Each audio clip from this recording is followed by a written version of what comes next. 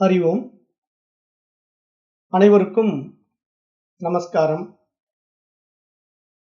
நாம் தற்போது பார்த்துக் கொண்டிருக்கின்ற வகுப்பு கடோ உபனிஷதம்.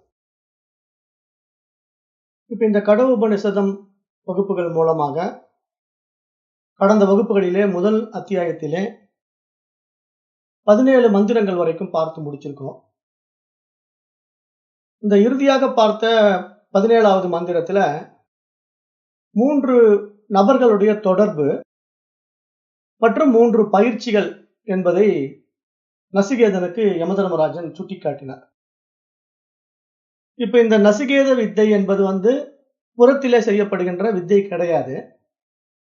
ஆனால் அதிலே செய்யப்படுகின்ற செங்கற்கள் இருக்கு இல்லையா, ஒரு யாகம் பண்ணணும் அப்படின்னா அந்த யாக வேள்விக்கு செங்கற்கள் சுத்தி அமைச்சு அதுல நடுவுல மணல் கொட்டி அப்புறம் அதுலதான் அக்னி உருவாக்க முடியும்.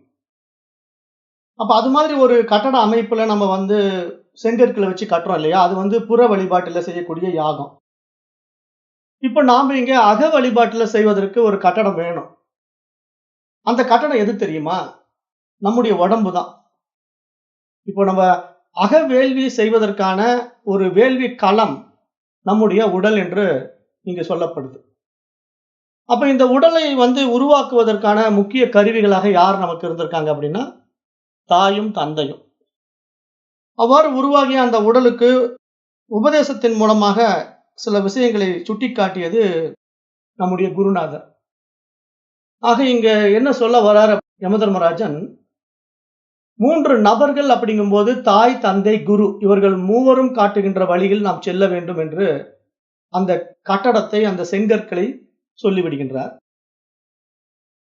அடுத்தது 3 விதமான பயிற்சிகள். அதாவது இப்ப நம்ம யாகம் நடத்தணும் அப்படின்னா அந்த யாகத்துல ஆகுதி போடுறது, அதுக்குண்டான பொருட்களை, வேள்வி பொருட்களை போடுவது, இதெல்லாம் செய்வோம் இல்லையா.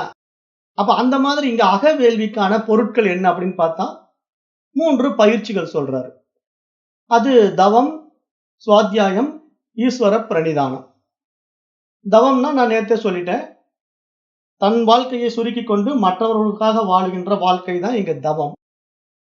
சுவாத்தியாயம்னா தன்னை பற்றி அறிந்து கொள்வது, தன்னுடைய சுயத்தை அறிந்து கொள்வது சுவாத்தியாயம். ஈஸ்வர பிரணிதானம் என்பது இவ்வாறு அடைந்த அத்தனை விஷயங்களும் இங்கு எதுவும் என்னுடைய சொந்த முயற்சி இல்லை, எல்லாமே அந்த ஈஸ்வர அனுகிரகத்தினாலே, அவனுடைய அனுகிரகத்தினாலே நடக்கின்றது என்று எல்லாவற்றையும் அவனுக்கே அர்ப்பணிக்கின்ற மனப்பான்மை ஈஸ்வர பிரணிதானம் என்று பார்க்கப்படுகிறது. அப்ப இது மாதிரி நம்ம இந்த நசிகேத வித்தையை நம்ம செய்யணும். இந்த மாதிரி நசிகேத வித்தை செய்கிறவருக்கு என்ன கிடைக்கும்? சொர்க்கம் கிடைக்கும். ஏன்னா இங்க சொர்க்கத்துக்கு தானே வழி கேட்கிறான் நசிகேதன். என்ன கேட்கிறான்? சொர்க்கத்துக்கு போறதுக்கு வழியே சொல்லுங்க. ஏன்னா அங்கதானே ஆனந்தம் இருக்கு, சந்தோஷம் இருக்கு, மகிழ்ச்சி இருக்கு. அப்ப அந்த மகிழ்ச்சியான இடத்துக்கு தானே எல்லாரும் போகணும்னு ஆசைப்படுறாங்க. அப்ப அதுக்குண்டான வழியை நீங்க எனக்கு சொல்லிக் கொடுங்க அப்படின்னு கேட்கும்போது, அந்த உண்மையான சொர்க்கம் என்பது உனக்குள்ளே இருக்கிற ஹிருதய அக்னியிலே இருக்கிறது என்று சொல்லிட்டார். அப்ப இந்த ஹிருதய குகை, ஹிருதய அக்னி அப்படிங்கிறத நம்ம எப்படி புரிஞ்சுக்கணும் அப்படின்னு பாத்தீங்கன்னா, இங்க உண்மையிலேயே ஹிருதயம் என்றது நம்ம எப்படி புரிஞ்சுக்கணும் தெரியுமா? நம்முடைய ஹார்ட் நினைச்சுக்க கூடாது. இப்ப நிறைய பேர் ஹிருதயம் அப்படின்னு உடனே தமிழ்ல ஹிருதயம்ங்கிற வார்த்தையை கேட்ட உடனே நம்முடைய பௌதீக இதயம் நினைச்சுக்கிறாங்க இல்லையா. பௌதீக இதயம்னா நம்ம உடம்புல இருக்கக்கூடிய ஹார்ட் அப்படின்னு நினைச்சுக்கிறாங்க, ஆங்கில வார்த்தையில வரக்கூடிய ஹார்ட். ஆனா அந்த ஹார்ட் அல்ல. இங்க ஹிருதயம் அப்படிங்கிறது என்ன தெரியுமா? நம்ம இடத்துல இருக்கிற பிட்யூட்டரி பீனியல் கிளாண்ட், நம்முடைய புருவ மத்தி, நம்ம 2 கண்களும் பார்க்குது இல்லையா, அந்த பார்வைக்கு நடுவுல நெற்றி பொட்டுல நம்ம பொட்டு வைக்கக்கூடிய இடம் தான் அந்த கிளாண்ட் சந்திக்கிற இடம். மேல உச்சின் தலையில மேல நடுமத்தியில் இருக்கக்கூடிய ஹோல்ஸும் இந்த 2 புருவத்துக்கும் மத்தியில் இருக்கக்கூடிய ஒரு ஹோல்ஸும் சந்திக்கிற இடம் தான் ஹிருதயம் என்று சொல்லப்படுது. அந்த இரு உதயம் நமக்கு அந்த கண்கள் வழியா நம்ம இந்த உலக விஷயங்கள் எல்லாம் புலன்கள்ல பார்த்தாலும், இங்க ஹிருதயம் என்ற இடம் உண்மையிலேயே சாஸ்திரம் சொல்றது தலையில் இருக்கு, நம்ம நெஞ்சில் இருக்குங்கிற மாதிரி நினைச்சுக்க கூடாது. அதுல ஒரு தெளிவுக்கு வந்துடுங்க. அப்ப அந்த ஹிருதய குகையிலே அது எங்க? அதுதான் அறிவா இருக்கு, அறிவு ஒளியா இருக்கு. அந்த ஒளி தான் இங்க அக்னி என்று சொல்லப்படுகிறது. அந்த அறிவு ஒளியில தான் இங்க எல்லாவற்றையும் நாம் அறிந்து கொள்ள முடியும். அந்த அறிவு இல்லைன்னா நமக்கு எதுவுமே தெரியாது, நம்ம ஒரு ஜடம். நம்ம ஏற்கனவே தூங்கும்போது ஜடம் ஆயிடுறோம் இல்லையா? தூங்கும்போது நமக்கு என்ன மனசு எதுவுமே வேலை செய்யறது இல்ல. அப்படியே பணம் மாரி கிடக்குறோம். பக்கத்துல யாராவது பேசினாலும் தெரியாத அளவுக்கு தான் தூங்குவோம். நல்லா ஆழ்ந்த தூக்கம். வேலையெல்லாம் செஞ்சுட்டு நீங்க டயர்ட்ல தூங்கி பார்த்தீங்கன்னா, உங்கள அறியாம ஆனந்த தூக்கத்துல இருப்பீங்க. என்ன நடக்குதுன்னே தெரியாது. அப்ப அப்படிப்பட்ட ஒரு நிலை வந்து தூக்கத்துல நம்ம அனுபவமாக்குவது போல மரணத்தையும் அப்படிதான் அனுபவமாக்க போறோம்.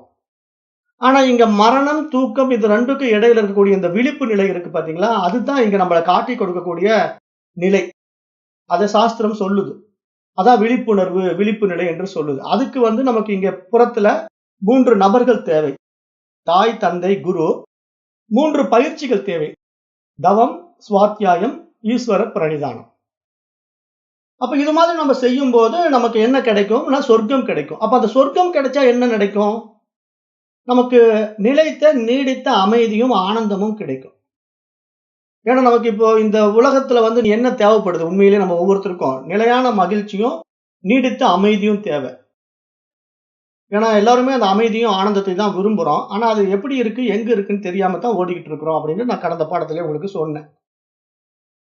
அப்போ இங்க நம்ம என்ன புரிந்து கொள்ளணும்? இந்த நீடித்த அமைதி, நிலையான ஆனந்தம் என்பது எங்க கிடைக்கும்? இறைவனை தவிர வேறு எதன் மூலமாகவும் கிடைக்காது. ஏன்னா அது கிடைக்கக்கூடிய இடம் எது?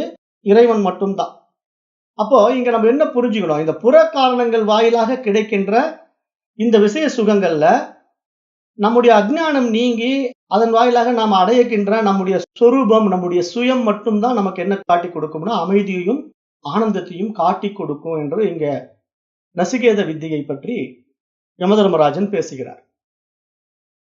அடுத்தது 18வது மந்திரத்துல என்ன சொல்றாருன்னு பார்ப்போம். ஸ்ரீநாசிகேத த்ரயமேதத் விதித்வா ய ஏவம் வித்வாம்ச சினுதே நாசிகேதம் ச மிருத்யுபாசான் பிரதஹ பிரணோத்ய சோகாதிகோ மொததே ஸ்வர்கலோகே. இங்க என்ன சொல்றாருன்னா, இதுக்கு முன்னாடி மந்திரத்துல சொன்னார் இல்லையா? 3 பேருடைய அறிமுகம் வேணும் அப்படின்ட்டு. 3 நபர்கள், 3 பயிற்சிகள். அவைகளை அறிந்து கொண்டாயா நசிகேதா? அப்படின்னு கேட்கிறாரு. அதை அறிந்து கொண்டு யாகத்தை சரியாக எவன் செய்கின்றானோ, அவன் இந்த உடல் மண்ணில் விழுவதற்கு முன்பாகவே மரணத்தை வென்று கவலைகளை கடந்து சொர்க்கத்தில் திளைத்திருப்பான் அப்படின்னு சொல்றாரு. இங்க இந்த மந்திரம் சொல்லக்கூடிய கருத்து என்ன அப்படின்னு பார்த்தோம்னா, இதுக்கு முன்னாடி மந்திரத்துல நான் சொல்லப்பட்ட நசிகேத வித்தையை யார் ஒருவன் சரியாக புரிந்து கொண்டு அகத்திலே செய்கின்றானோ, அவனது வாழ்க்கையில இந்த உடல் மண்ணில் விழுவதற்கு முன்பாகவே அவன் மரணத்தை வென்று விடுகின்றான். அவனுடைய அனைத்து கவலைகளையும் கடந்து விடுகின்றான். சொர்க்கத்திலே திளைத்திருக்கின்றான் என்று இந்த 18வது மந்திரத்திலே அந்த சொர்க்க வாழ்க்கையை சுட்டி காட்டுகின்றார். அதாவது யார் ஒருவன் நசிகேத யாகத்தை ஒரு வித்தையாக செய்யுமாறு சரியாக செய்கின்றானோ, அவன் அந்த சொர்க்க வாழ்க்கையை அனுபவிக்கின்றான். ஆனால் அந்த நசிகேத யாகத்தை சாதாரணமாக செய்வதால் சொர்க்கலோகத்துக்கு செல்கிறான். ஆனால் மேற்கொண்ட அந்த 3ஐயும் அறிந்து கொண்டு நசிகேத வித்தையை செய்பவன் மரணத்தையும் வெல்கின்றான் அப்படின்னு சொல்றார். அதாவது இங்க வந்து சாதாரணமா நசிகேத வித்தை அப்படிங்கறத மேலோட்டமா புரிஞ்சு கொண்டு நம்ம செய்யக்கூடாது. அதுல சொல்லப்பட்ட தாத்பரியம், அதனுடைய அவசியமான விஷயங்கள். 3 நபர்கள், 3 பயிற்சிகளை வச்சுக்கிட்டு நம்ம சரியா செய்தோம்னா ஆனந்தமும் அமைதியும் நமக்கு உண்டாகும். அது மட்டும் இல்ல, மரணத்தை வெல்லக்கூடிய வாய்ப்பு உண்டாகும் என்று சொல்றார். அப்ப உடல் விழுவதற்கு முன்பே, அதாவது இந்த பூமியில் வாழும் போதே, உடல் விழுவதற்கு முன்பேனா என்ன அர்த்தம்? இந்த உடம்பு வந்து நம்மை விட்டு போவதற்கு முன்பாகவே இந்த பூமியில் வாழும் போதே மரணத்தை வெல்வது அப்படின்னா என்ன அப்படின்னு பார்த்தோம்னா, பகவான் ஸ்ரீசங்கர் அதுக்கு ஒரு அருமையான விளக்கம் கொடுக்கிறார். பகவான் ஸ்ரீசங்கர் என்ன சொல்றாருன்னா, எவன் ஒருவன் அறியாமையிலிருந்து விடுபட்டு ஆசை, வெறுப்பு போன்ற உணர்ச்சிகளின் பிடியிலிருந்து விடுபட்டு வாழ்கிறானோ, அவன்தான் அந்த ஆனந்த வாழ்க்கையை, அந்த மரணமற்ற பெருவாழ்வை பெறுகிறான் அப்படின்னு பகவான் ஸ்ரீசங்கரும் சுட்டி காட்டுகின்றார். அவர் சொல்ல வர்ற வார்த்தை என்ன அப்படின்னு கேட்டோம்னா, மிருத்யு பாசான் அதர்ம அஜ்ஞான ராக துவேசாதி லட்சணான் அப்படிங்கிறார். அந்த மரணமற்ற நிலையை அடையணும்னா அதுக்கு அஞ்ஞானங்களான இந்த ராக தேசங்கள் இல்லாத நிலையை நம்ம உருவாக்கி கொள்ள வேண்டும். விருப்பு வெறுப்பு இல்லாத ஒரு சமநிலையிலே நாம் வாழ வேண்டும் என்று சுட்டி காட்டுகிறார்கள் மகான்கள். அப்போ ஒரு மனிதனின் அறியாமை அவனை ஆசைகளுக்கு உட்படுத்தி அதன் வாயிலாக இந்த உலக சுகபோகங்களில் சிக்க வைத்து அதிலே உருவாகின்ற சுக துக்கங்களின் வசப்பட்டு அவனை பிணைத்துக் கொள்கிறது. இதன் காரணமாக தொடர் பிறவிக்கு வழிவகுக்கிறது என்று சொல்கிறார். அதாவது இந்த அறியாமை தான் அவனுக்கு என்ன பண்ணுதுன்னா மீண்டும் மீண்டும் அந்த பிறப்பு இறப்பு சக்கரத்துல அந்த மனிதனை சுத்த வைக்குது அப்படின்னு இங்க சுட்டி காட்டுறார். அதுவே அவன் அடைந்த ஆத்ம ஞானத்தினால் அவனுடைய அறியாமைகள் எல்லாம் நீங்கி அவனிடத்திலே இருக்கின்ற விருப்பு வெறுப்பு என்ற இருமைகளும் இல்லாமல் போகின்றது. அதன் வாயிலாக அவனுக்கு பிறவி அற்று போவதினாலே அவன் மரணத்தை வென்றவனாக ஆகின்றான் என்று இந்த மந்திரம், இந்த 18வது மந்திரம் சொல்ல வர்ற விஷயமாக பார்க்கிறோம். அடுத்தது 19வது மந்திரத்துல மீண்டும் சொல்றார். ஏச தே அக்னிர் நசிகேதகா ஸ்வர்க்யோ யம உருணிதா விதியேன வரேன ஏத்தம் அக்னிம் தவைவ பிரச்சயந்தி ஜனாச திருதியம் வரம் நசிகேதா உருணிஸ்வ. இந்த 19வது மந்திரத்துல என்ன சொல்றாருன்னா யமதர்மராஜன், நசிகேதா சொர்க்கத்துக்கு அழைத்து செல்கின்ற ஒரு அருமையான யாகத்தை பற்றி நீ கேட்டு புரிந்து கொண்டாய். அதை நான் உனக்கு விவரமாக சொன்னேன். அந்த யாகத்தை மக்கள் இனி உன் பெயராலேயே நசிகேத வித்தை என்று அழைப்பார்கள். ஆகவே இனி நீ 3வது வரத்தை கேட்பாயாக என்று சொல்கிறார். அப்ப இங்க யமதர்மராஜன் நசிகேதனுக்கு 2 வரங்களை கொடுத்து விட்டார். இனி 3வது வரத்தை நீ கேட்பாயாக என்று கேட்கிறார். இப்ப நாம கடந்த முதல் வரத்துல என்ன பார்த்தோம்? நசிகேதன் தான் மீண்டும் பூமிக்கு செல்ல வேண்டும், அந்த பூமியிலே தந்தை தன்னை கோபித்துக் கொள்ளக்கூடாது, தன்னை ஏற்றுக்கொள்ள வேண்டும் என்று வரத்தை வாங்கிவிட்டான். அது முதல் வரம். 2வதாக என்ன வரத்தை கேட்டான்? சொர்க்கத்துக்கு செல்வதற்கான பாதை எப்படி, அதை எனக்கு சொல்லிக் கொடுங்கள் என்று கேட்டான். ஏனென்றால் உங்களுக்கு தெரியும், ஆகவே நீங்கள் தான் எனக்கு அதை சொல்லித்தர வேண்டும் என்று கேட்டான். யமதர்மராஜனும் எனக்கு நன்றாக தெரியும் என்று அந்த நசிகேத யாகத்தை அவனுடைய பெயரிலேயே சொல்லிக் கொடுத்து விட்டார். ஏனென்றால் அந்த யாகத்தை இதுவரைக்கும் யாருமே கேட்கல. சொர்க்கத்துக்கு போவதற்கான வழியை யாருமே யமதர்மராஜன் இடத்துல கேட்காததுனால, முதலாக நசிகேதன் தான் யமதர்மராஜன் இடத்துல கேட்டதினால யமதர்மராஜன் அவனை ஒரு அருமையான சீடனாக பார்த்தார். ஒரு நல்ல சீடன், புத்திசாலி சீடன் எனக்கு கிடைத்திருக்கின்றான், அவன் அருமையான விஷயங்களை என்னிடத்துல கேட்டு பெறுகின்றான், ஆகவே அவனுக்கு அவனுடைய பெயரிலேயே இந்த யாகம் இருக்கட்டும் என்று அந்த யாகத்தையும் சொல்லி அந்த நசிகேத வித்தையையும் சுட்டி காட்டி அதற்கான பெயரையும் அவனுக்கு கொடுத்து விட்டான். அப்ப இப்ப நம்ம சொர்க்கம்னா எப்படி புரிஞ்சுக்கணும்? சொர்க்கம் என்றால் என்ன அப்படின்னு நம்ம பார்க்கணும் இல்லையா? ஏன்னா நம்ம சொர்க்கத்துக்கு போறதுதானே எல்லாரும் ஆசைப்படுறோம். இப்ப சொர்க்கம்ங்கிறத கொஞ்சம் பார்ப்போம். பார்த்தா தான் நமக்கு அடுத்த விஷயம் போக முடியும். இப்ப 3வது வரத்தை கேளுன்னு சொல்லிட்டாரு. இந்த 19வது மந்திரத்துல யமதர்மராஜன் உனக்கு 2 வரம் கொடுத்துட்டேன் நசிகேதா, இன்னும் 3வது வரத்தை கேட்பாயாகன்னு சொல்லிட்டாரு. இப்ப நம்ம 3வது வரத்தை நசிகேதன் கேட்பதற்கு முன்னாடி சொர்க்கம்னா என்னன்னு நம்ம பார்த்துடலாம். ஏன்னா சொர்க்கம்ங்கிறது நம்முடைய ஆனந்தம் தான், நம்முடைய மன மகிழ்ச்சி தான், நமக்கு இன்பம் தான். ஆனா நடைமுறையில எப்படி சொர்க்கத்தை மக்கள் நினைத்துக் கொண்டிருக்கிறார்கள் அப்படின்னு பாத்தீங்கன்னா, சொர்க்கம் என்பதை கிறிஸ்துவம் மற்றும் இஸ்லாமிய மதங்கள் இருக்கு இல்லையா, மற்ற மதங்கள் எல்லாம் மரணத்திற்கு பிந்தைய வாழ்க்கையின் சாம்ராஜ்யம் என்பதாக பார்க்குது. இப்ப மற்ற மதங்கள் கிறிஸ்துவம் இஸ்லாமியம் எல்லாம் எப்படி பார்க்குதுன்னா, மனிதன் இறந்த பிறகு அவன் அந்த பாரடைஸ்க்கு போகிறான், மேலுலகத்திற்கு போகிறான், அந்த மேலுலகத்திலே அவன் சொர்க்க வாழ்க்கையை அனுபவிக்கிறான் என்பதாக சொல்லுது. அது இறைவன் வாழுகின்ற சாம்ராஜ்யம். மற்ற மதங்களுக்கு சொர்க்கம்னா எப்படி தெரியுமா இருக்கும்? இறைவன் இருக்கின்ற ஒரு இருப்பிடம், அங்க எல்லா சுகபோகங்களும் இருக்கும். அங்க எப்படி இருக்கும் அந்த பாரடைஸ்ல? ஒரு புலியும் மானும் ஒரே இடத்துல தண்ணி குடிக்கும். நீங்க அந்த பைபிள்ல மற்ற புத்தகங்கள்லாம் பாத்தீங்கன்னா அப்படி ஒரு போட்டோ போட்டிருப்பாங்க. ஒரே இடத்துல ஒரு நதியில ஒரு புலி போய் தண்ணி குடிச்சிட்டு இருக்கும், பக்கத்திலேயே மான் போய் தண்ணி குடிச்சிட்டு இருக்கும். ரெண்டுமே ஒண்ணு எதுக்காது. அந்த அளவுக்கு ஒற்றுமையா இருக்கக்கூடிய இடம் சொர்க்கம் என்பதாக, பாரடைஸ் என்பதாக அவர்கள் காட்டுவார்கள். யாரு? மற்ற மதங்களை சார்ந்தவர்கள். அதாவது இந்த பூமியிலே வாழுகின்ற வாழ்க்கையிலே நடைபெற்ற பல்வேறு நல்ல செயல்கள் மூலமாக அவர்களுக்கு கொடுக்கப்படுகின்ற நித்தியத்திற்கான வெகுமதி சொர்க்கம் என்பதாக அவர்கள் பார்க்கிறார்கள். அவர்கள் செய்கின்ற புண்ணிய காரியங்களினாலே அவர்களுக்கு நித்தியமான ஒரு வெகுமதி சொர்க்கம் என்று அவர்களுடைய மதம் சொல்லுகிறது. அவ்வாறே இந்த பூமியில் வாழும்போது அவர்களிடம் காணப்படுகின்ற கெட்ட நடத்தைகளுக்காக தண்டிக்கப்படும் இடமாக நரகம் இருக்கின்றது என்றும் அவர்களால் கூறப்படுகிறது. அப்ப இங்க சொர்க்கம் நரகம் என்பது இவ்வாறு தான் நம்மிடத்திலே ஏற்றி வைக்கப்பட்டது. நம்முடைய இந்துக்களிடமும் இவ்வாறு தான் ஏற்றி வைக்கப்பட்டது. ஏன்னா புரியாம. ஆனா உண்மையிலேயே நம்ம இந்துக்களுடைய நிலை என்ன தெரியுமா? சனாதன தர்மத்தின் வழியில் வந்த இந்து சமயத்திலே சொர்க்கத்தை அடைவது மட்டுமே இறுதி நோக்கம் கிடையாது. நிறைய பேருக்கு அதுவே தெரியாது. ஏன்னா நம்ம இதுல எப்படின்னா, எல்லா மதங்களையும் போட்டு குழப்பி தான் நம்ம படிச்சிட்டு இருக்கோம். நம்ம பாட நூல்களும் அப்படித்தானே குழப்புது நம்மள. அப்ப அதனால நமக்கு இந்து தர்மமும் தெரியாது, இஸ்லாமிய தர்மமும் தெரியாது, கிறிஸ்துவ பைபிளையும் படிக்க மாட்டோம். எதுவுமே ஒழுங்கா தெரிஞ்சுக்கிறது இல்ல. ஆனா எல்லாத்துலயும் கொஞ்சம் கொஞ்சம் எடுத்து ஊறுகாய் மாதிரி நக்கி வச்சிருப்போம். ஏன்னா அதான் நம்ம பண்றோம். தப்பே என்ன தெரியுமா? எல்லாத்தையும் இழுத்து போட்டுக்கிறது. இத கொஞ்சம், அது கொஞ்சம், அது கொஞ்சம்ன்ட்டு. ஆனா உண்மையில இங்க சனாதன தர்மத்தின் வழியில் வந்த இந்து சமயத்துல சொர்க்கத்தை அடைவது என்பது மட்டுமே இறுதி நோக்கம் கிடையாது. ஏனென்றால் சொர்க்கம் என்பது நிலையற்றது மற்றும் அழியக்கூடிய இந்த உடலுடன் தொடர்புடையது. இது ரொம்ப ஆழமா புரிஞ்சுக்கணும். ஏன்னா இந்த அழியக்கூடிய உடலுடன் தொடர்புடைய இடம் சொர்க்கம். சொர்க்கம் பூரணமாக இருக்க முடியாது. சொர்க்கம் என்ற ஒரு இடம் ஒரு பூரணத்துவத்தை கொடுக்க முடியாது. மேலும் இது இன்பமான மற்றும் சாதாரணமான பொருள் சார்ந்த வாழ்க்கைக்கு பொருந்திய மற்றொரு பெயர் என்றுதான் இங்கு நம்முடைய இந்து சமயம் சொல்லுது.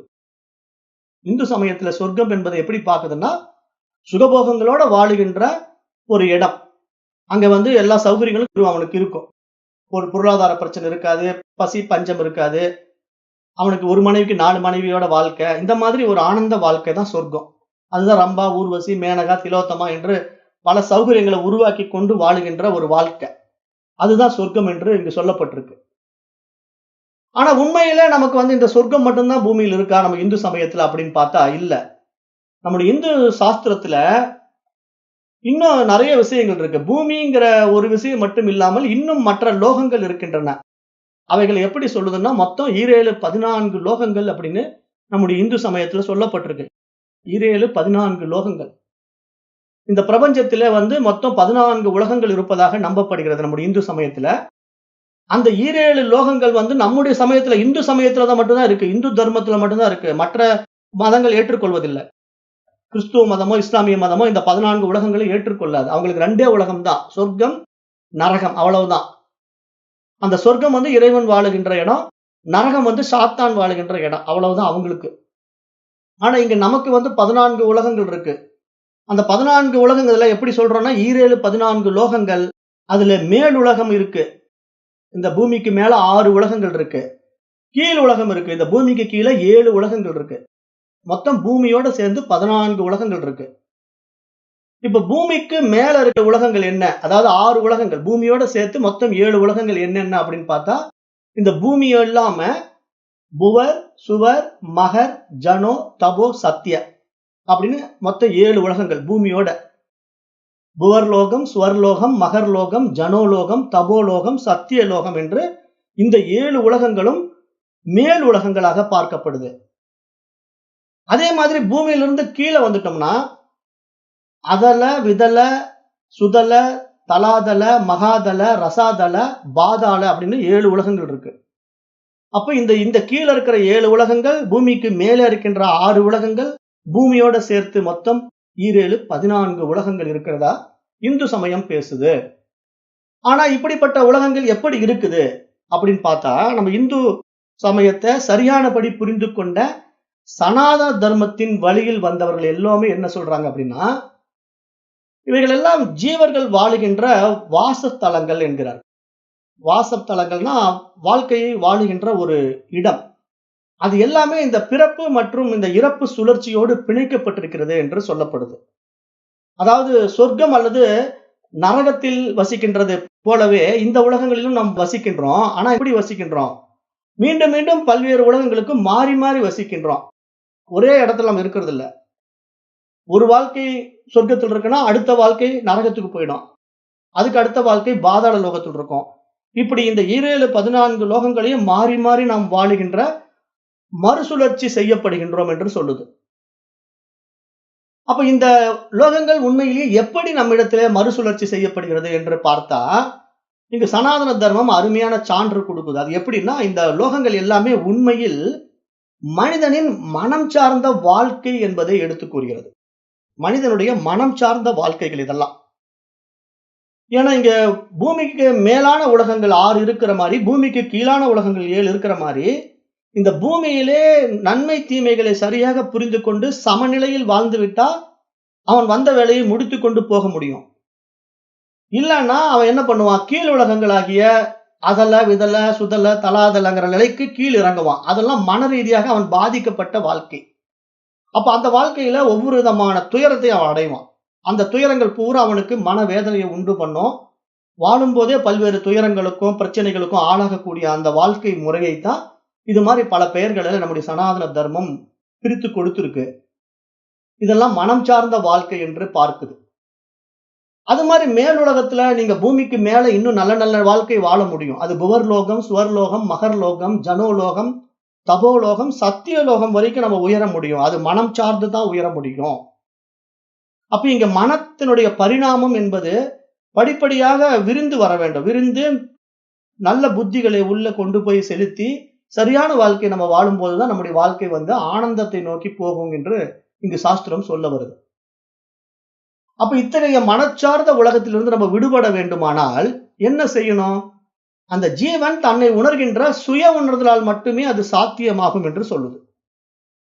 ஒவ்வொரு மனிதனையும் நம்ம இங்க எப்படி பார்க்கிறோம்? ஒரு ஜீவரா பார்க்கிறோம். ஒவ்வொரு ஜீவன்னாலே இங்க மனசு தான். அந்த மனம் என்ன பண்ணுதுன்னா, தன்னை தான் உணர்கின்ற சுய உணர்தலால் மட்டுமே அவைகள் அந்த உயரிய நிலைக்கு உயர முடியும் என்று சொல்லுது. அப்ப அதனால அது உயர முடியாவிட்டால் என்ன ஆகுதுன்னா, மனிதன் இந்த பிறப்பு இறப்பு சக்கரத்துல சுத்திக்கிட்டே இருக்கிறான். அப்ப உயர்ந்து விட்டால் என்ன நடக்குது? இந்த பிறப்பு இறப்பு சுழற்சி உடைக்கப்படுகிறது என்று சொல்லப்படுகிறது. அப்ப அது எப்படி உடைக்கப்படுகிறது என்றால், ஒவ்வொரு தனி மனிதனும் தன்னை தான் உணர்கின்ற சுய உணர்தல் என்பதே இங்கு முக்தி அல்லது மோட்சம் என்று அழைக்கப்படுகிறது. இந்த மோட்சம் என்ற கருத்து இந்து மதத்திற்கு மட்டுமே உரித்தானது என்று பார்க்கப்படுகிறது. வேற எந்த மதங்களையும் இந்த மோட்சம்ங்கிற வார்த்தை கிடையாது.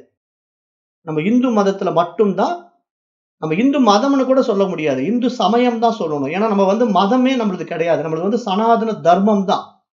இங்க நம்ம மதம்ங்கிற வார்த்தையை நம்ம தப்பா உபயோகப்படுத்திட்டோம். அது ஆங்கிலேயர்கள் நமக்கு கொடுத்தப்பட்ட பெயர். ஆங்கிலேயர்கள் தான் நம்ம இந்து மதம்னு சொல்லிட்டாங்க. நம்ம ஹிந்து தர்மம் தான் இருந்தது. சனாதன தர்மா, ஹிந்து தர்மம் தான் நமக்கு பேரு. தர்மம் தான் நமக்கு பேரு.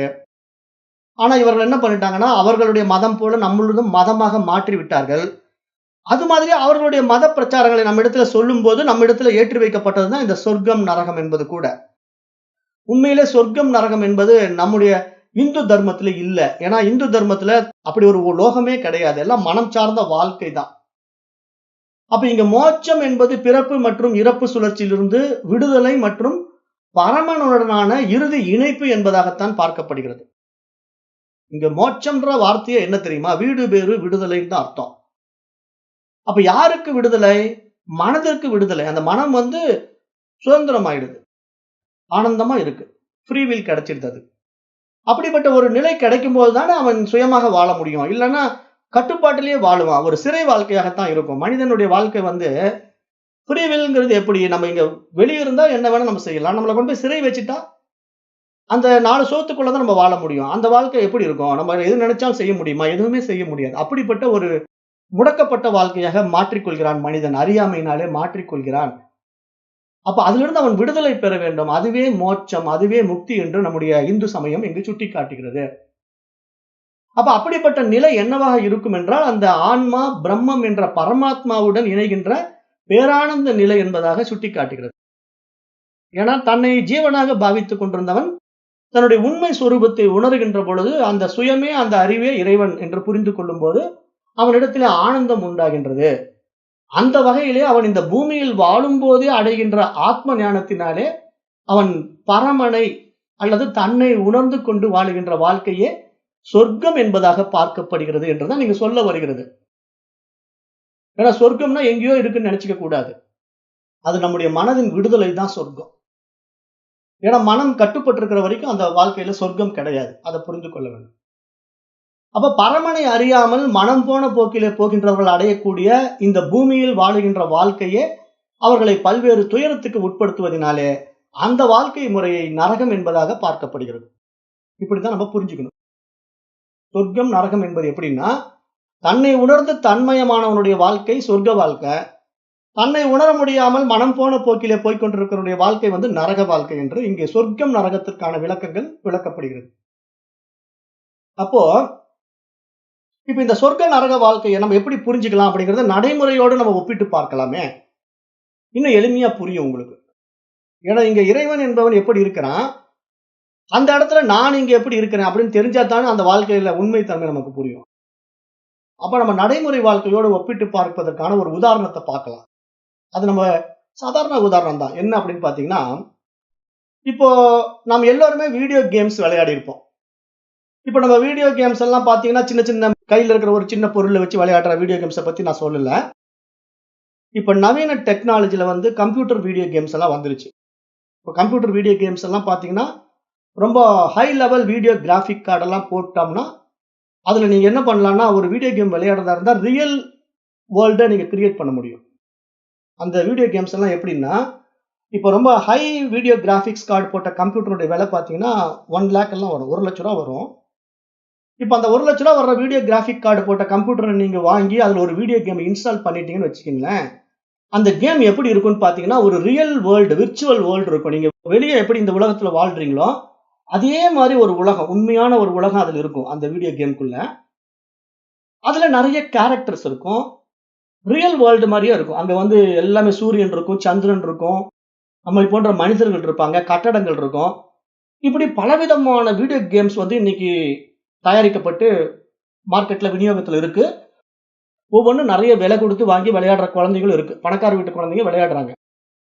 அதை நான் இங்க ஒப்பிட்டு காட்டுறேன். அதை நீங்க இப்படியே கற்பனை பண்ணிக்கோங்க. எப்படின்னா, இப்ப அந்த நவீன வீடியோ கேம்ஸ் விளையாட்டு ஒரு உயர்தர வீடியோ கிராஃபிக் கார்டு மூலமா விளையாடும் போது நமக்கு ஒரு ஆர்டிபிஷியல் சிமுலேஷன் கிரியேட் ஆகும். ஆர்டிபிஷியல் சிமுலேஷன் அப்படின்னா ஒரு செயற்கை முறை உருவக உலகம். அந்த உலகம் ரியலா இருக்காது, ஆனா ஒரு இமேஜினேஷன்ல ரியலா இருக்கிற மாதிரியே இருக்கும். எப்படி இப்ப சினிமா பார்க்கும்போது நீங்க ஒரு ரியல் வேர்ல்ட பாக்குறீங்க. சினிமா தியேட்டர்ல போய் நீங்க உட்கார்ந்த உடனே லைட் எல்லாம் ஆஃப் பண்ணிட்டு படம் ஓட ஆரம்பிச்ச பிறகு நீங்க இருக்கிற உலகம் உங்களுக்கு மறந்துடும். நீங்க அந்த சினிமா தியேட்டருக்குள்ள இருக்கிற உலகத்துக்குள்ள போயிட்டுறீங்க. அங்க கதாநாயகனும் கதாநாயகியும் அமெரிக்காவில் டான்ஸ் ஆடுறாங்க ஒரு பார்க்ல அப்படின்னா, நீங்களும் அந்த அமெரிக்கன் பார்க்லயே இருக்கிற மாதிரி ஒரு ஃபீலிங் உங்களுக்கு இருக்கும் அந்த படம் பார்க்கிறது. அது எப்படி உங்களுக்கு ரியலா இருக்கோ அது மாதிரி இந்த வீடியோ கேம்ஸும் ரியலா இப்ப இருக்குது.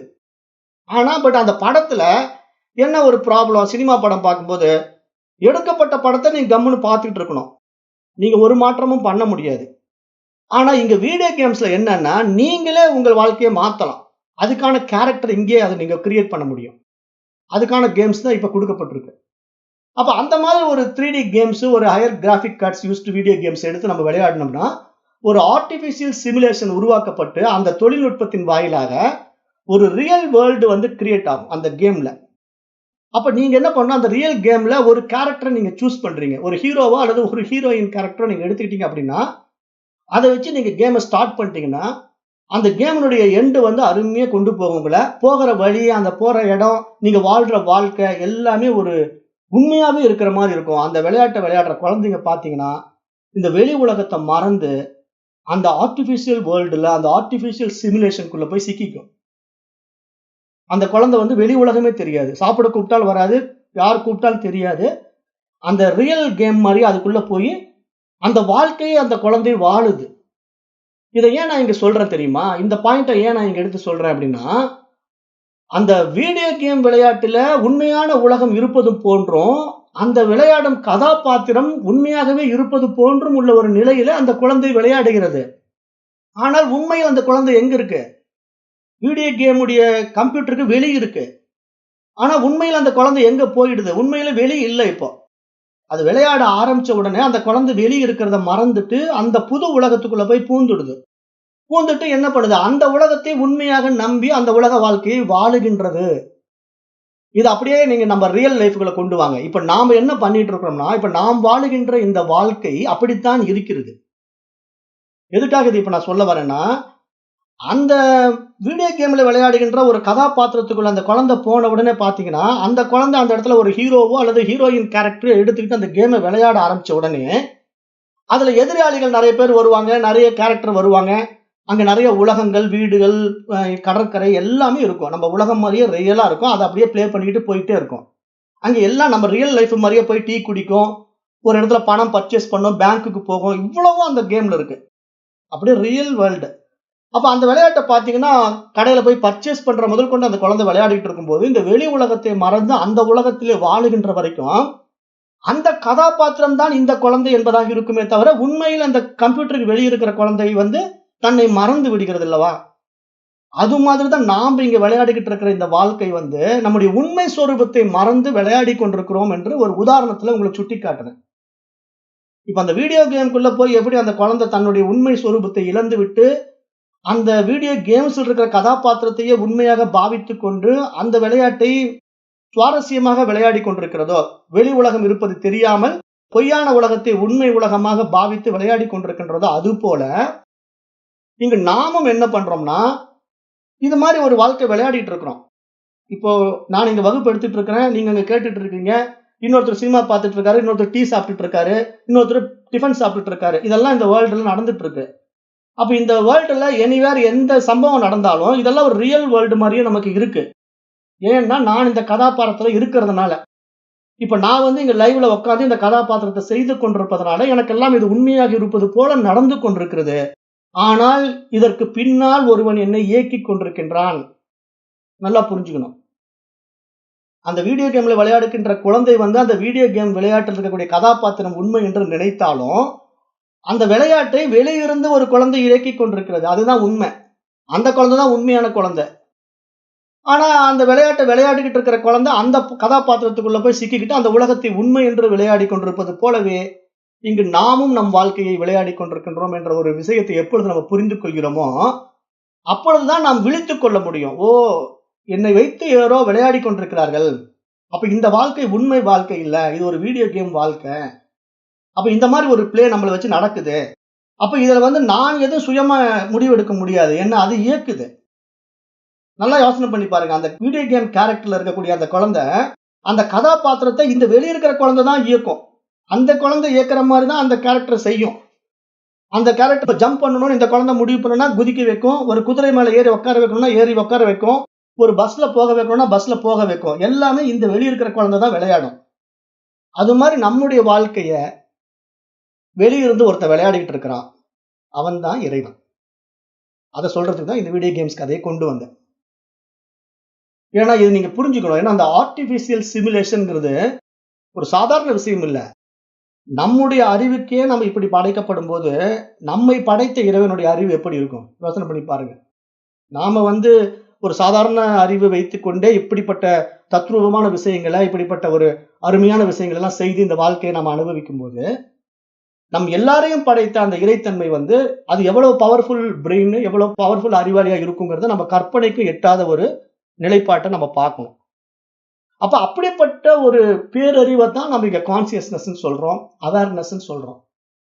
அப்ப அதுதான் இங்க எல்லாமாக இருந்து கொண்டு இந்த இயற்கையை கையாண்டு கொண்டிருக்கிறது. இந்த இயற்கை என்ற இந்த இப்படிப்பட்ட ஒரு பிரம்மாண்ட பிரபஞ்சமே அதனால் படைக்கப்பட்டு விளையாடி கொண்டிருக்குதுங்கிறத நம்ம புரிந்து கொண்டு, இங்க நம்முடைய கேரக்டர் உண்மையிலேயே இதுதானா, இல்ல நம்மை வைத்து விளையாடுகின்றவர் யார் என்று நம்ம அறிந்து கொள்ளக்கூட முடியுமா அப்படிங்கறத நம்ம இங்க கொஞ்சம் ஆராய்ந்து பார்க்க வேண்டும்.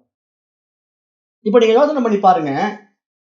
இது உங்களுக்கு ஒரு சிந்தனை தூண்டுவதற்காகவும் ஒரு விசாரத்துக்காகவும் இதை பேசிட்டு இருக்கேன். இப்போ அந்த வீடியோ கேம்ல விளையாடுகின்ற குழந்தை வெளியிருந்து அந்த கம்ப்யூட்டர்ல இருக்கக்கூடிய பொம்மைய அந்த கேரக்டரை இயக்கிட்டு இருக்கு. இப்ப இதுவே இன்னும் கொஞ்சம் ஹை லெவல்ல டெக்னாலஜில அதை ப்ரோக்ராம் பண்ணும்போது அந்த வீடியோ கேம்ல இருக்கக்கூடிய அந்த ஒரு பர்டிகுலர் கேரக்டருக்கு ஒரு ஃப்ரீ வில் கொடுத்துட்டோம்னு வச்சுக்கோங்களேன். கற்பனை பண்ணி பாருங்க. அந்த கேரக்டருக்கு ஒரு ஃப்ரீ வில் கொடுத்துட்டீங்க.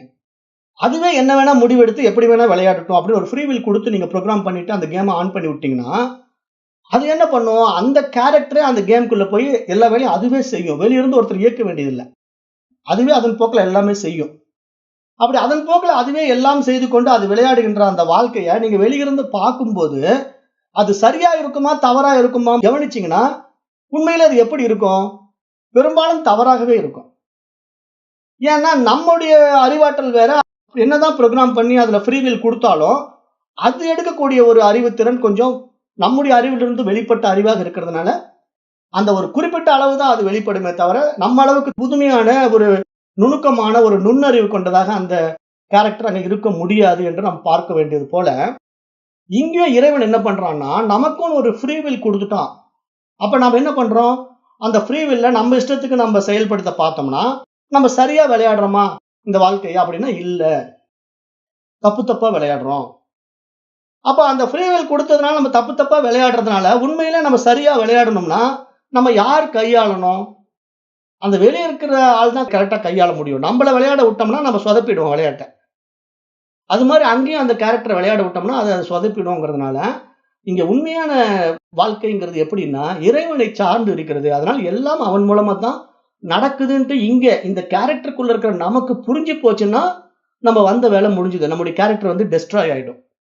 ஏன்னா ஃப்ரீவில் வந்து அதுக்கு கிடைச்சி அந்த ஃப்ரீவில் மூலமா அது தன்னையே யார் இயக்குகிறார்கள் என்று அறிந்து கொள்ளும் போது அது என்ன பண்ணுது? தன்னை இழந்து விட்டு முழுமையாக அந்த இயக்குதாரிகிட்டே தன்னை ஒப்படைத்து விடும்போது அந்த கேரக்டர் அங்க இல்ல. உண்மையிலேயே அந்த கேரக்டர் அங்க இல்ல. இந்த கேரக்டர் தான் அதை விளையாடுது அப்படிங்கிறது புரிய வரும். அப்ப அது மாதிரி இங்க நாமும் நம்முடைய ஃப்ரீவில்ல இழந்து முழுக்க முழுக்க அந்த இறைத்தன்மையோட நம்ம ஒப்படைச்சிட்டோம்னா நம்முடைய கேரக்டரை அது எடுத்து விளையாடும் போதுதான் இங்க நம்முடைய வாழ்க்கையே வந்து புதுமையாக மாற்றப்படும் அப்படிங்கிறது இங்க நம்ம புரிந்து கொள்ள வேண்டும் என்று சொல்ல வரேன். ஏன் இதெல்லாம் நான் சொல்றேன் அப்படின்னா இந்த சொர்க்கம் நரகம் என்ற 2 விஷயத்துல நமக்கு ஏன் வாழ்க்கை சொர்க்கமா இல்ல அப்படின்னு பார்த்தா நம்மிடத்துல இருக்கக்கூடிய ஃப்ரீவில்ல நம்ம சரியா பயன்படுத்த தெரியல, அதை சரியா அணுக தெரியல, தப்பு தப்பா பயன்படுத்துறோம், தப்பு தப்பா அணுகுறோம். அதனால நம்முடைய வாழ்க்கை வந்து துயரம் நிறைந்ததாகவே இருக்கிறது. ஆனந்தம் என்பது அறிய முடியாததாகவே இருக்கிறது. அப்ப நம்ம எப்பொழுது நம்முடைய உண்மைத்தன்மையை உணர்ந்து கொண்டு இதற்கெல்லாம் காரணமான கர்த்தா ஒருவன் இருக்கின்றான், அவனே இதை இயக்குகின்றான் என்று நம்ம அவனிடத்திலே முழுமையாக நம்மை சரணடைய வைக்கும் போது ஒப்படைக்கும் போது நம்முடைய வாழ்க்கையை அவன் வாழுகின்றான் என்று நான் இங்க சொல்ல வரேன். அப்ப இதை நம்ம புரிந்து கொள்ள வேண்டும். அப்படிதான் இங்க வந்து சாஸ்திரம் சொல்லி கொடுக்குது. அதுதான் ஈஸ்வர பிரணிதானம் என்று சொல்லுது. ஈஸ்வர பிரணிதானம் என்றால் முழுக்க முழுக்க அவனிடத்திலே நம்மை அர்ப்பணித்து விடுவது. அவ்வளவுதான். அர்ப்பணிக்கும் போது நம் வாழ்க்கையை அவன் வாழ்வான். ஆனா நாம் வாழணும்னு நினைச்சோம்னா நம்முடைய ஃப்ரீவில் நம்மளை தப்பு தப்பா தான் வாழ வைக்குமே தவிர அவன் அளவுக்கு நாம் அறிவார்ந்தவர்கள் கிடையாது என்பதை புரிந்து கொள்ள வேண்டும் என்பதாக பார்க்கப்படுகிறது. அப்ப இங்க இதெல்லாம் நம்ம பார்க்கும்போது இப்ப இந்த உண்மையா இந்த சிமுலேஷன் வேர்ல்டு இருக்கு இல்லையா, இது வந்து ஒரு கற்பனை தானே, ஒரு மாய தோற்றம் தான். அதுதான் ஆதிசங்கருடைய மாயாவாதம் பேசுது. ஆதிசங்கருடைய மாயாவாதம் என்ன சொல்லுதுன்னா பிரம்மம் சத்தியம் ஜெகத் மித்யா. ஏன்னா இந்த உலகம் என்பது உண்மையில் இல்ல, இருப்பது போல நாம் நினைத்துக் கொண்டு வாழுகின்ற வாழ்க்கை என்பது நம்மிடத்திலேயே கொடுக்கப்பட்டிருக்கு. ஏன் அப்படின்னு பாத்தீங்கன்னா நீங்க விழிப்பு நிலையில் இருக்கும் போதே இந்த உலகம் உங்களுக்கு தெரியுது. நீங்க தூங்கும் போதே இந்த உலகத்தை விட்டுறீங்க, கனவு காணும் போது கூட இந்த உலகத்தை விட்டுறீங்க. அப்ப வேற ஒரு உலகம் தான் உங்களுக்கு கனவுல வருது. அது மாதிரிதான் மரணமும். உங்களுக்கு கனவு காணும் போது வாழ்க்கை மாறுது, உலகம் மாறுது. தூங்கும் போது உலகமே இல்ல, மரணமும் அப்படிதான். இந்த உலகம் இல்லாம போகும். அப்ப இந்த உலகம் எப்படி உண்மையில் இருக்கிறது என்றால் நான் இருப்பதினால் தான் இருக்கின்றது. அப்ப நான் யார் என்று நம்மை நாம் விசாரணை செய்து பார்க்கும்போது இங்கு உண்மையில் நான் இந்த உடலோ மனமோ அல்ல, பஞ்ச கோஷங்களோ நான் அல்ல. இவைகளுக்கெல்லாம் அப்பாற்பட்ட அந்த தூய அறிவாகிய பரமன் ஆத்மா என்று நாம் புரிந்து கொள்ளும் போது நமக்கு கொடுக்கப்பட்ட ஃப்ரீவில் தான் இதை காட்டி கொடுத்தது அப்படிங்கிறதே நமக்கு ஒரு பாக்கியம். ஏன்னா நம்ம இடத்துல ஒரு ஃப்ரீவில் கொடுத்துருக்கிறோம் அப்படின்னா அது நமக்கு காட்டி கொடுக்குது இல்லையா, பரமனை காட்டி கொடுக்குது இல்லையா, அதுதான் நம்முடைய புத்தி சக்தி. வேற எந்த ஜீவராசிகள்ல இந்த மாதிரி நம்ம ஒரு புத்தி சக்தியை பயன்படுத்தி தெரிந்து கொள்ள முடியும்? பரமனை தெரிந்து கொள்ள முடியுமா? தன்னைத்தான் உணர்ந்து கொள்ள முடியுமான்னா எந்த பிறவியிலையும் முடியாது. அப்ப அரிதான மனித பிறவியிலே இது மாதிரி ஒரு பாக்கியம் நமக்கு கிடைச்சிருக்கிறதுனால நாம் இதை உணர்ந்து பார்க்கும்போது இங்கே இந்த உலகம் என்ற ஒரு மாய விளையாட்டிலே இறைவன் விளையாடி கொண்டிருக்கின்றான், நம்ம எல்லாம் வைத்துக்கொண்டு இறைவன் விளையாடி கொண்டிருக்கின்றான் என்பது நமக்கு புரியும் போது அந்த விளையாட்டினுடைய சாதக பாதகங்கள் அவனைத்தான் சாருமே தவிர எனக்கு இதில் ஒன்றும் இல்லை என்று நாம் நம்மை முழுமையாக ஒப்படைத்து விட்டு நம்முடைய வாழ்க்கையை நாம் அவனுடைய வழிநடத்தலின்படி வாழ்ந்தோம் என்றால் நம்முடைய வாழ்க்கை ஆனந்தமாக இருக்கும். நமக்கு இந்த பிறப்பு இறப்பு சக்கரமும் இல்லாமல் போகும். ஏன்னா இங்க வந்து என்ன இருக்கு, நாம ஒன்னும் தெரிஞ்சுக்கிறதுக்கோ விளையாடுறதுக்கோ இங்க ஒண்ணும் இல்லை. அவன் விளையாடுறான் நம்மளை வச்சு. எப்படி விளையாடுற விளையாடுப்பா, எப்படி முடிக்கிறியோ முடிச்சுக்கப்பான்னு சொல்லிட்டு நம்ம டேக் இட் ஈஸியா எல்லாத்தையும் எடுத்துக்கிட்டு அதை சமமா பார்க்கின்ற மனோபாவம் வரும்போதுதான் இங்கு ஆத்ம ஞானம் என்று சொல்கிறோம், மோட்சம் என்று சொல்கிறோம், முக்தி என்று சொல்கிறோம், மனதிற்கான விடுதலை என்று சொல்கிறோம். இதைதான் நம்ம புரிந்து கொள்ள வேண்டும் என்று இங்க சாஸ்திரம் சொல்லி இதுதான் உண்மையான சொர்க்கம் என்றும் சுட்டி காட்டுகிறது. ஏன்னா இங்க சொர்க்கம் என்ற ஒரு பேரானந்த நிலை கிடைக்கக்கூடிய ஒரு இடம், ஆனந்தம் மகிழ்ச்சி ததும்பக்கூடிய ஒரு இடம் எங்கே இருக்கிறதுன்னா நம்மை நாம் அறிந்து கொண்டு நம்மை நாம் முழுமையாக அந்த பரமனிடம் ஒப்படைக்கும் போது அந்த ஆனந்த நிலை நம்ம இடத்திலே மலருகின்றது என்றுதான் இங்க பார்க்க வேண்டியதாக இருக்கு. அப்ப அந்த நிலையில தான் இங்க தூய அறிவாக இறைவன் இந்த உலகம் என்ற வீடியோ கேம் விளையாட்டை உருவாக்கி விளையாடி கொண்டிருக்கின்றான். இதிலே அந்த கான்சியஸ்னஸ் தான் நான் இருப்பதை மறந்து நாம் நம்மை மனமாக நினைத்துக் கொண்டிருக்கின்ற வரை இந்த உலகம் என்பது உண்மையாகவே நமக்கு இருப்பது போலத்தான் இருக்கும். ஆனால் நாம் விழித்துக் கொண்ட விவேகத்தினாலே விழிப்படையும் போது இது ஒரு மாய உலகம், ஒரு மாய விளையாட்டு என்பது நமக்கு புரியும். அந்த புரிதல் தான் இங்க நம்முடைய ஆத்ம ஞானம் என்று பார்க்கப்படுகிறது, சொர்க்க வாழ்க்கை என்று பார்க்கப்படுகிறது என்பதாக இந்த 19வது மந்திரத்திலே யமதர்மராஜன் இந்த சொர்க்கம் என்றால் என்ன, இந்த சொர்க்க வாழ்க்கையை அடைவதற்கான வழிமுறைகள் என்ன, இதிலே 14 லோகங்கள் என்பது என்ன என்பதெல்லாம் தெளிவாக புரிய வைத்து விட்டார். மனசுதான் எல்லாமே என்பதை நாம் புரிந்து கொள்ள வேண்டும். அடுத்தது இப்ப 3வது வரத்தை கேட்பாயாக என்று நசிகேதன் இடத்துல கேட்கிறார். யமதர்மராஜன் சரிப்பா நீ கேட்ட 2 வரமும் உனக்கு கொடுத்துட்டேன், 3வது வரம் என்ன அதையும் கேளு அப்படின்னு கேட்கிறாரு. நசிகேதன் கொஞ்சம் புத்திசாலித்தான பையன் நான் சொல்லிட்டேன் ஏற்கனவே. இவன் என்ன பண்ணிட்டான், அருமையான 2 வரங்களை வாங்கிட்டான். முதல் வரத்துல பூமிக்கு போகணுங்கிற வரத்தை வாங்கிட்டான், 2வது வரத்துல சொர்க்கத்தையும் தெரிஞ்சுக்கிட்டான். அந்த ஆனந்தம் தான் சொர்க்கம், அந்த சொர்க்கம் எங்க இருக்குதுன்னா எனக்குள்ளதான் இருக்குது, என்னுடைய இருதய ஒளியிலே தான் சொர்க்கத்துக்கான வாசல் இருக்கிறதுன்னு புரிஞ்சுக்கிட்டான். அப்ப இருதய ஒளிங்கிறது எங்க இருக்கு, என்னுடைய இருதயத்திலேயே இருக்கு. அந்த இருதயம் என்பது எங்க இருக்கிறதுனா தலையில தான் இருக்குது. அதுதான் நம்முடைய அறிவு புத்தி என்று சொல்றோம். அப்ப இருதயம்னா நம்ம பௌதீக இதயமாக தவறாக புரிந்து கொள்ளாமல் இரு உதயமாகின்ற அந்த 2 கண்களுக்கு இடையில இருக்கின்ற பிட்யூட்டரி பீனியல் கிளான்ஸ்ல வருகின்ற சகஸ்ரஹாரத்தை தான் இங்க சாஸ்திரம் சுட்டி காட்டுகிறதாக பார்க்கப்படுது. அப்ப அந்த நிலை தான் இங்க முடிந்த முடிவாகவும் பார்க்குது. ஏன்னா அந்த நிலையில புத்தி விழித்துக் கொள்ளும். அதைத்தான் 1000 இதழ் கொண்ட தாமரை மலர்வது போல படத்துல எல்லாம் காட்டுவாங்க. ஏன்னா இங்க அப்படியே கீழ இருந்து குண்டலினி சக்தி மேல ஏறி போய் அந்த தலைக்கு மேல அப்படியே ஒரு தாமரை பூ இதழ் விரிந்து நிக்கிற மாதிரி காட்டுவாங்க. அதுக்கு என்ன அர்த்தம் அப்படின்னா அந்த புத்தி விழித்துக் கொண்டது, அங்க அறிவு திறந்து கொண்டதுன்னு அர்த்தம். அதாவது மூடி இருந்த தாமரை பூ விரிஞ்சா எப்படி பார்ப்பதற்கு அழகாகவும் ரம்யமாகவும் இருக்குமோ அது மாதிரி இங்க மனமானது மூடிக்கொண்டிருந்தது எப்போ விழித்துக் கொள்கிறதோ அப்ப அது அறிவாக பிரகாசிக்கின்றது என்ற ஒரு தாத்பரியத்தை தான் அப்படி தாமரை வடிவத்திலே காட்டுவார்கள்.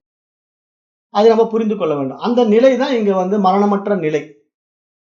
அப்ப மரணத்திற்கு பிறகு மனிதன் நிலை என்ன அப்படிங்கறத இந்த 3வது வரத்துல கேட்க விரும்புறான். யாரு? நசிகேதன்.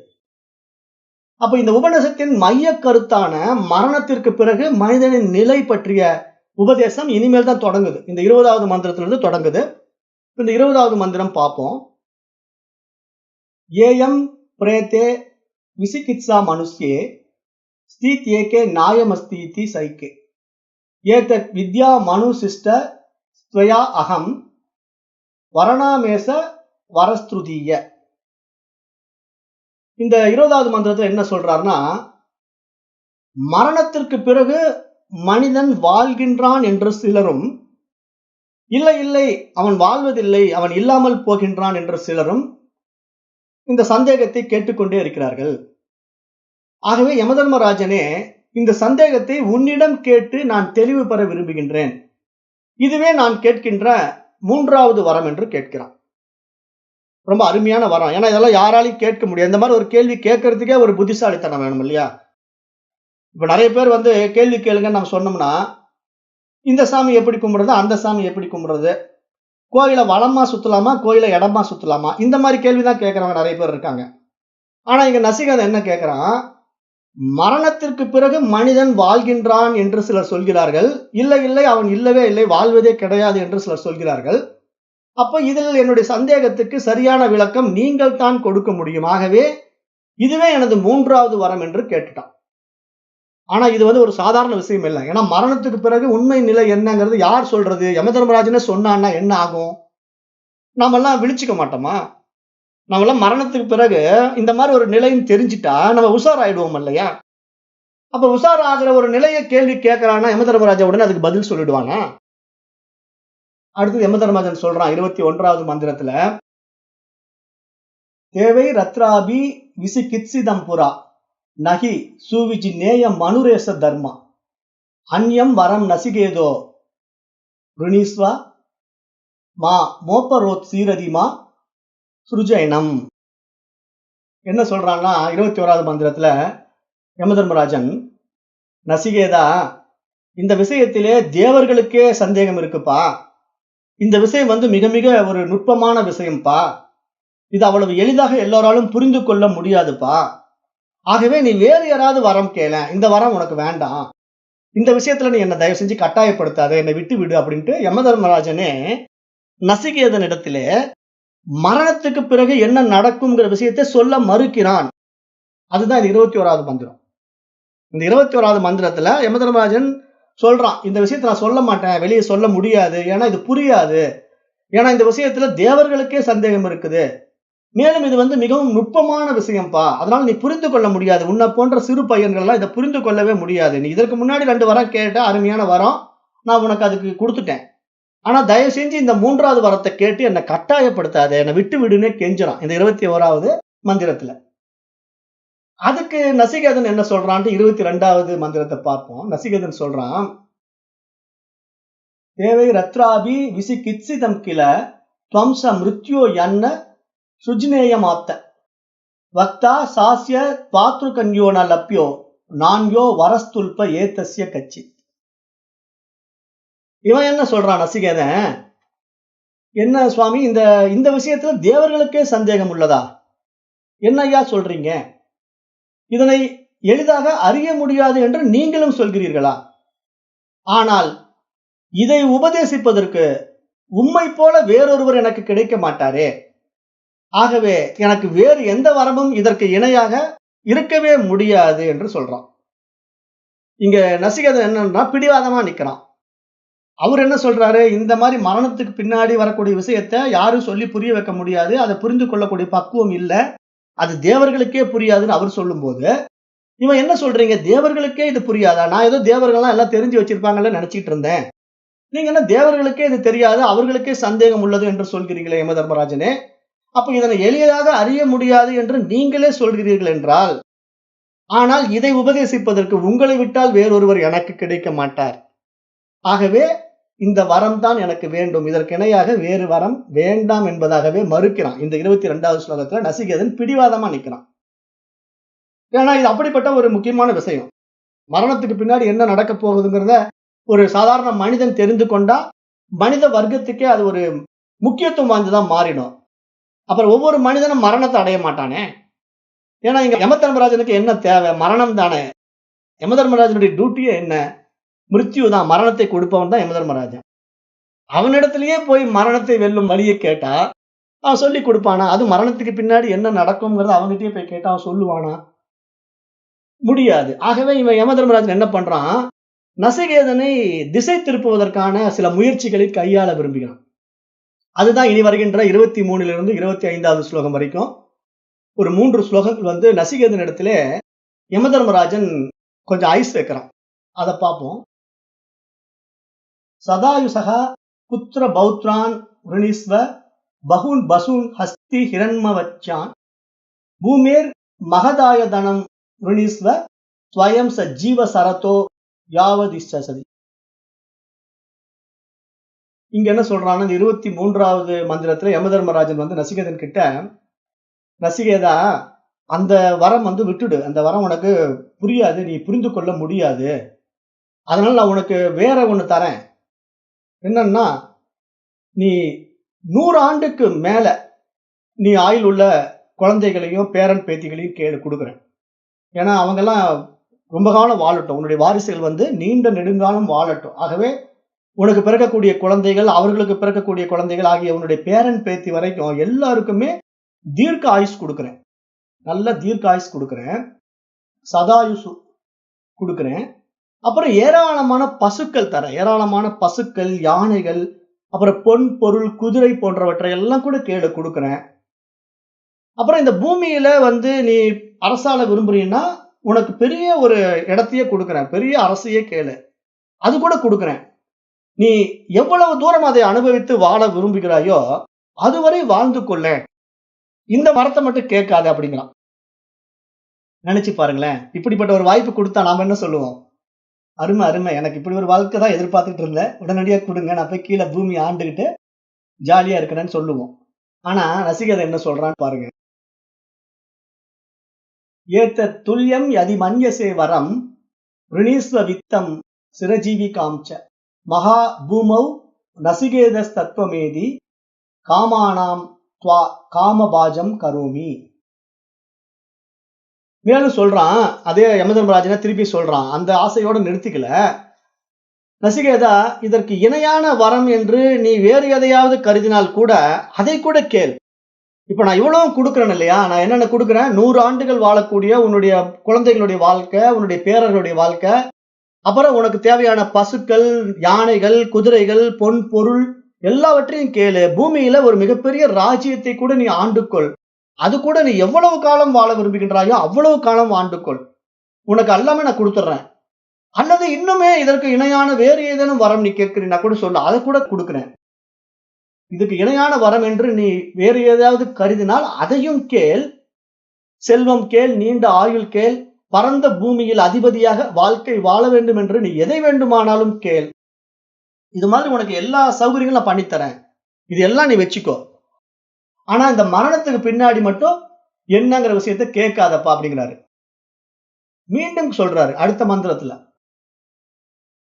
ஏ ஏ காமா துர்லபா மர்த்திய லோகே சர்வான் காமான் சந்தரஹா பிரார்த்தஸ்யவ இமா ராமாஹா சரதாஹா சதுர்யா நஹி த்ருசா லம்பனியா மனுஷ்யைஹி ஆபிர் மத் பிரத்தாபிஹி பரிசாரயஸ்வ நசிகேதா மரணம் மானுப்ராட்சி அப்படிங்கிறார்.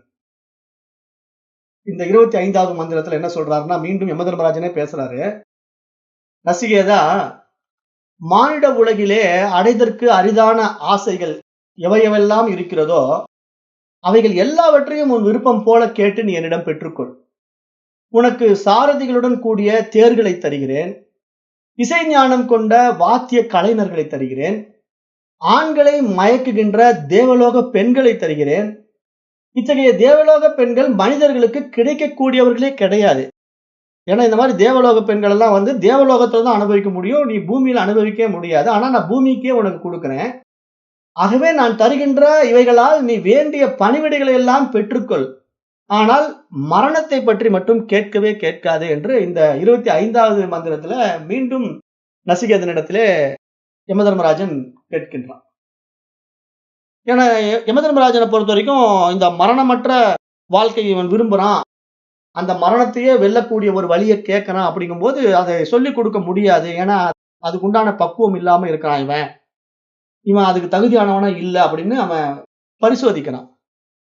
ஏன்னா ஒரு விஷயம் நல்லா புரிஞ்சுக்கணும். இப்ப இந்த மாதிரி நம்ம ஆத்ம ஞான பாடங்கள் படிக்க வரும்போது, இப்ப அந்த ஆத்ம ஞான பாடங்கள் வந்து எல்லாருக்குமே புரிஞ்சிடாது. ஃபர்ஸ்ட் ஆஃப் ஆல், இப்ப நான் இந்த பாடமெல்லாம் எடுத்துக்கிட்டு இருக்கேன்னு வச்சுக்கோங்களேன், கேட்ட உடனே எல்லாம் புரிஞ்சிருச்சுங்க, அருமையா இருக்குன்னு சொல்ல முடியாது. ஏன்னா அப்போதைக்கு புரிஞ்ச மாதிரி இருக்கும், அப்புறம் அப்பயே மறந்துடுவோம். ஏன்னா நம்ம இடத்துல வந்து 2 விஷயங்கள் இருக்கு இல்லையா, ஞாபகம், மறதி அப்படிங்கிற 2 விஷயம் எதற்காக கொடுக்கப்பட்டிருக்கு அப்படின்னா, நீங்க எல்லாமே ஞாபகத்துல வச்சிருந்தீங்கன்னா நீங்க வாழ்க்கையை வேற விதமா வாழ்ந்துருவீங்க. அப்படி வச்சுக்க முடியாது. அதனால என்ன பண்ணும்னா, அந்த இயற்கையானது சில நல்ல விஷயங்கள் எல்லாம் உங்ககிட்ட இருந்து மறக்கடிக்க வைக்கும். ஏன்னா மறக்கடிக்க வச்சா தான் நீங்க அதுல பயணிக்க முடியாது. அதுக்குண்டான பக்குவம் உங்களுக்கு வரும்போதுதான் அது ஞாபகத்துக்கு வரணும் அப்படிங்கிற மாதிரியே இயற்கை படைக்கப்பட்டிருக்கு. அப்ப இது மாதிரி ஒரு உயரிய விஷயங்களை வந்து ஒருத்தன் தெரிந்து கொள்ள விரும்புறான் அப்படின்னா, அவனுக்கு அப்படியே எடுத்த மாதிரி எல்லாம் எடுத்து கொடுத்துட முடியாது. ஏன்னா அது அப்படிப்பட்ட ஒரு விஷயமே அல்ல இது. அதனால என்ன சொல்றாருன்னா, யமதர்மராஜன் நசிகேதனை பார்த்துட்டு, இது வந்து மரணத்தை வெல்லக்கூடிய வழியை நீ கேட்கிற, மரணத்துக்கு பின்னாடி என்ன அப்படிங்கிற ஒரு விஷயத்தை நீ கேட்கிற இல்லையா, அது வந்து அவ்வளவு எளிதா சொல்லி புரியக்கூடிய விஷயம் இல்ல. தேவர்களுக்கே இது சொல்லி புரிய வைக்க முடியாதுங்கும் போது, ஒரு சாதாரண பையன் உனக்கு எப்படி நான் இதை சொல்ல முடியும், அப்படி சொல்ல முடியாதுன்னு ஏன் சொல்றான் அப்படின்னு கேட்டீங்கன்னா, இந்த மாதிரி விஷயத்தை சொல்லி கொடுக்கும்போது அதுக்கு உண்டான பக்குவம் இருக்கிறவங்களுக்கு சொல்லி கொடுத்தாதான் அது பயனுள்ளதா அமையும். போற வர்றவனுக்கு எல்லாம் சொன்னோம்னா, அவன் இந்த காதுல வாங்கி அந்த காதுல விட்டுட்டு போயிட்டான்னா அதனுடைய வேல்யூ எப்படி அவனுக்கு தெரியும்? அதுதான் நான் சொல்றேன். அதாவது வைரக்கல் வந்து ஒருத்தன் முன்ன பின்ன பார்த்ததே இல்ல. ஆனா அவன் நடந்து போற ரோட்ல அந்த வைரக்கல் கிடக்குது. அதை எடுத்து கண்ணாடி கல்லு தூக்கி வீசிட்டு போறவன வைரக்கல்லுக்கும் கண்ணாடி கல்லுக்கும் வித்தியாசம் தெரியவனை வச்சு நம்ம எப்படி சொல்ல முடியும்? அது மாதிரி இங்க. ஏன்னா ஏற்கனவே வைரக்கல் பார்த்திருக்கிறவனா இருந்தா என்ன பண்ணுவான்? அதனுடைய மதிப்பு தெரியும். ஓ! இது வைரக்கல், இது இவ்வளவு விலை உயர்ந்த கல். இத தூக்கி வீசக்கூடாது. இத எடுத்தா நல்ல விலைக்கு போகும் அப்படின்ட்டு அந்த கல்ல எடுத்து பார்க்கிறவன், அதை பத்திரப்படுத்தி வைப்பான். ஒரு முக்கியமான கல் அப்படின்ட்டு. ஆனா வைரக்கல்லுடைய மகத்துவம் அறியாதவன்கிட்ட போய் அந்த கல்ல ரோட்ல பார்த்து எடுத்தான்னா, அவன் தூக்கி வீசிட்டு போயிடுவான். அப்ப அது மாரி இங்க ஆத்ம ஞான விஷயத்த, மரணத்தை வெல்லக்கூடிய வழிய, மரணமற்ற பெருவாழ்வ எல்லாருக்கும் சொல்லிக் கொடுத்துற முடியாது என்று இங்க சாஸ்திரம் எதிர்பார்க்குது. சாஸ்திரம் என்ன சொல்லுதுன்னா, இது அப்படி எல்லாராலும் புரிந்து கொள்ள முடியாது. அப்படி சொன்னாலும் அவங்க புரிந்து கொள்ள பக்குவம் இல்லாதவர்களாக இருப்பார்கள். அப்படி பக்குவம் இல்லாதவன் இடத்துல போய் வைரக்கல்ல குடுத்தா என்னவாகும்? கண்ணாடி கல்ல தூக்கி வீசுற மாதிரி, இங்க பக்குவம் இல்லாதவனுகிட்ட போய் இந்த மாரி பாடத்திட்டங்கள சொல்லிக் குடுத்தோம்னா, அவன் என்ன பண்ணுவான்? 10ஓட 11 இத தூக்கி வீசிட்டு போவானே தவிர, இதுக்கு முக்கியத்துவம் குடுக்க மாட்டான். ஏன்னா பெரும்பாலான மனிதர்கள் இந்த பாடத்திட்டத்துக்குள்ள வர்றதே இல்லன்னு நான் சொல்லிக்கிட்டே இருக்கிறேன் இல்லையா? காரணம் என்ன? இதெல்லாம் ஏதோ ஒரு 10ஆம் பசலிகளுடைய வேல, பைத்தியக்காரர்களுடைய வேலைங்கிற மாரி பெரும்பாலான மனிதர்கள் நினைத்துக் கொண்டிருக்கிறார்கள். ஏன்னா அவர்கள் வாழுகின்ற வாழ்க்கை அவர்களை பொறுத்தவரைக்கும் புத்திசாலித்தனமான வாழ்க்கை என்பதாக அவர்கள் நினைத்துக் கொண்டிருக்கிறார்கள். ஆனா அவர்களுக்கு புரியல. நம்ம வீடியோ கேம்ங்கிறது புரியல அவங்களுக்கு. ஏன்னா அது புரிஞ்சா தானே அவங்க அந்த இடத்துல இருந்து வெளிய வர முடியும். அந்த கேரக்டருக்குள்ள போய் மூழ்கிட்டாங்க. அப்ப அது உண்மை என்பதாக அவர்கள் வாழுகின்றார்கள். அப்படிப்பட்டவர்களுக்கு இதெல்லாம் இங்க புரியும். புரியாது. அதனால இங்க சாஸ்திரம் பூடகமாக நிறைய விஷயங்கள மறைத்து வைக்கும். அதனால தான் இது குக்கியம்னு சொல்றோம். வேத சாஸ்திரங்கள வெளிப்படையா சொல்ல முடியாது. குக்கியம், ரகசியம் என்று சொல்லப்படுது. அப்ப நம்ம அதை இங்க புரிந்து கொள்ள வேண்டும் என்று பார்க்கப்படுது. அதனால இப்ப நசிகேதன் இப்படிப்பட்ட ஒரு உயரிய வரம், மரணத்துக்கு பிறகு என்ன நடக்கும்? மரணமற்ற பெருவாழ்வை எப்படி தெரிந்து கொள்வது? மரணத்தை பற்றி நீங்கள் எங்களுக்கு சொல்ல வேண்டும் என்று ஒரு மிகப்பெரிய ஒரு கேள்வியை 3வது வரமாக அவன் கேட்கும்போது, யமதர்மராஜனால அப்படியே சொல்லிக் கொடுக்க முடியாதுங்கிறனால, எப்படிப்பட்ட உயரிய விஷயங்கள் எல்லாம் குடுக்குறேங்கிறான். இந்த பூமியில யாரெல்லாம் என்னென்ன ஆசைப்படுறாங்களோ, அத்தனையும் குடுக்குறேங்கிறான். நீண்ட ஆயுள் தரேங்கிறான். மிகப்பெரிய நிலப்பரப்பை ஆள்வதற்கான வாய்ப்பு தரேங்கிறான். அளவற்ற செல்வம், அப்புறம் தேவலோக பெண்கள், அப்புறம் யானை, குதிரை, பசு, பொன், பொருள் என்று எல்லாமே இந்த பூமியில இவ்வளவும் கிடைச்சா ஒருத்தருடைய வாழ்க்கை எப்படி இருக்கும்? அவ்வளவுதான் அவனுக்கு ஆனந்தம் எல்லையே இல்லாம வாழலாம். சுகமா இருக்கலாம் இல்லையா? ஆனா இப்படிப்பட்ட ஒரு ஆனந்தத்தை ஆசைப்படுகின்ற சராசரி மனிதர்கள் தானே நம்ம இந்த பூமியில நெறைய பேர பார்க்கிறோம். ஆனா இத்தனையும் அவன் குடுத்தாலும் வேண்டான் என்று எவன் சொல்கிறானோ, அவனுக்கு தான் இந்த ஆத்ம வித்தை கொடுக்கணும். இந்த ஆத்ம வித்தைங்கிறது ஆசையினால் சூழப்பட்டவனுக்கு கொடுக்கவே முடியாது. இந்த உலக ஆசைகள்ல சிக்கிக்கிட்டு இருக்கிறவனுக்கு ஆத்ம வித்தை கொடுக்க முடியாது. கொடுத்தாலும் அவனுக்கு புரியாது. அப்ப ஆசை இல்லாதவனுக்கு தான் இந்த ஆத்ம வித்தை புரியும். அவன் தான் மரணமற்ற பெருவாழ்வை அடைவான். அப்ப அதனால யமதர்மராஜன் என்ன பண்றான்னா, இது மாரி ஆசை காட்டுறான். உனக்கு இதெல்லாம் நான் குடுக்குறேன். ஆனா இத மட்டும் கேட்காதேங்கிறான். ஆனா இந்த நசிகேதன் மிகப்பெரிய புத்திசாலி. அவன் என்ன பண்ணுவான்னா, இத்தனையும் வேண்டாம் என்று மறுக்கப் போகிறான். அது எப்படி மறுக்கிறான்? ஏன் அதை மறுக்கிறான் என்பதெல்லாம் நாளை வகுப்பிலே பார்க்கலாம். இன்றைய வகுப்பை இன்றைக்கு நான் நிறைவு செய்கின்றேன். நன்றி. ஓம் தத்சத்.